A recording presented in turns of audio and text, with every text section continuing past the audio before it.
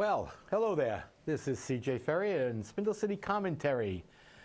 Really trying hard to get my co-host to do a couple of commentary episodes, but it's not as easy as I'd like it to be.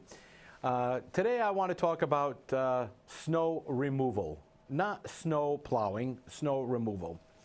Last night at the South End Neighborhood Association meeting, the mayor made an appearance to the chagrin of many who honestly hadn't seen or heard anything from him, and he hadn't returned any phone calls, which again, we have to ask ourselves, is that what we want from our mayor? Or is this how it's going to be? So one of the things that kind of gets us is the fact that he spoke on several issues without speaking on any issues. And he actually called me out and said that I was in error or wrong on my statement about the snow removal process that I had spoken about at the city council meeting. And that's okay. I don't mind being called out and being told that I'm mistaken or anything else for that matter. It just gets to be very difficult sometimes for people to understand exactly where we're going. But snow removal is more cost effective, and you can do it in several ways. The problem we have, where a lot of money has been wasted just in this snow removal plan or snow plowing plan, was the fact that we hire a lot of pickup trucks with a blade on them, and they get stuck and they can't keep up with the snow, but we're paying them. The other problem we had in this was that there were people who were following around these pickup trucks and these private vendor plowing because they had to be sure they were doing their job. Well, the problem we have with that too is we have to pay those people as well. So we're layering cost after cost after cost. So these are things that we need to look at. Now in snow removal, as I've spoken about before over the past 10 years or so, you have your parking ban in effect like we do now, and that side of the street is the snow is removed. They use a large snowblower type device, and they blow the snow into a dump truck, which then hauls it off to a city park or an area of open land where they can put it down. We don't do that, but we do it downtown. We do it downtown. Why we do it downtown, I don't know, because the area that it's for is the courthouse, and they don't pay taxes.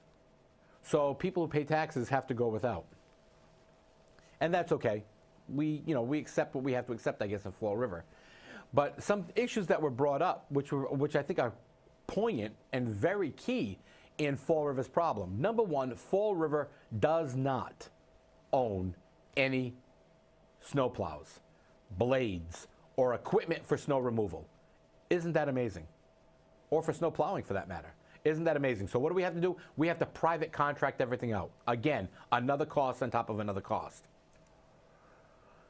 We don't do this. We can't do this. Granted, we cannot be bonding right and left for everything under the sun. But if we put into our budgets for upcoming years equipment acquisition to rebuild the necessary equipment Fall River needs, whether it be in the fire, the police, or in DCM, we would be better off. Our problem is that we don't do that. We don't factor into our budgets replacement costs, maintenance costs.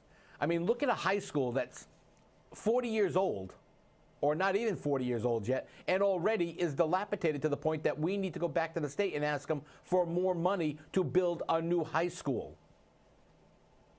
Durfee High School was antiquated and useless before it even opened, because they went with the open classroom design, which was proven to be ineffective, just like we've done with the elementary schools. We took all the elementary schools, which were very effective in teaching, and merged them into these megalithic schools, which were proven ineffective and were already off the shelves on the West Coast.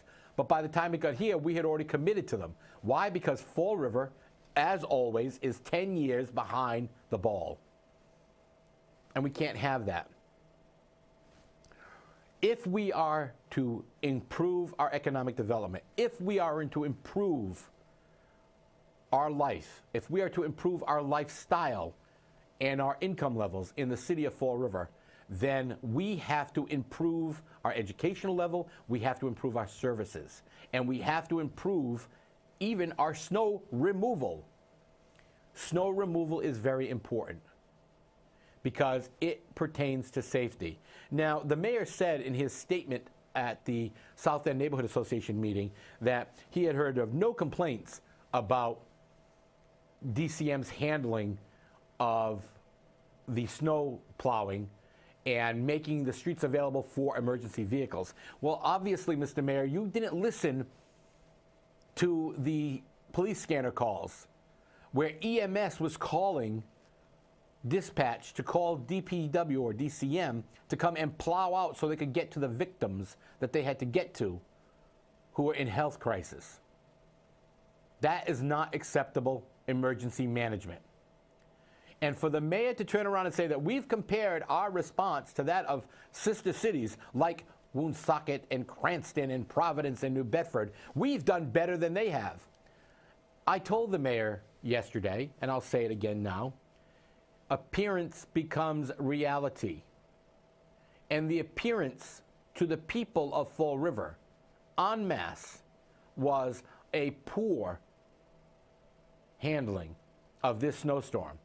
And with more snow coming this weekend, and it looks like a 3 or 4 day batch of it, although it's in small amounts throughout, although the weatherman keeps changing, because God knows we got to keep doing that to keep the ratings up. We have to be able to say very clearly, this is what we need. We have to be ready to move forward immediately. And when you get back-to-back storms, how come in Fall River we can't handle it? But in New Hampshire, in Maine, in Chicago, in Minneapolis, in Burnsville, Minnesota, in Waukegan, how come they can handle it? How come they can get back-to-back-to-back snowstorms and the roads stay clear, the sidewalks are clear, and they don't have a problem? What are they doing right that Fall River refuses to do? Not can't do. There is no such thing as can't do. If a system is working somewhere else, we need to bring it here to make it work here. These are cost-effective systems that work everywhere else. And the excuse from DCM, from Ken Pacheco, is that the vendors won't invest in the equipment. The vendors will invest in the equipment because if they want to make money, they'll have the equipment. But we should not be dependent on catering to Bizco Construction or anyone else to do the plowing. We should be committed to handling our own problems ourselves in-house. Yes, it costs a little money. Yes, it means we have to maybe cinch our belt up another notch and make it happen. But you know what? That is what will make Fall River better. That will make Fall River attractive to businesses because they'll say, well, we can put a restaurant there because by the end of the day, after a major snowstorm, people will be able to get to our restaurant and spend money. Not, well, we can't get there for 3 days, so we're going to run an empty restaurant. Everything affects economic development. This more than anything else. So think about it for a second and, let us know what you think because we want to know. And thanks a lot for watching, and please continue to watch the show and let us know what you think. Thanks a lot.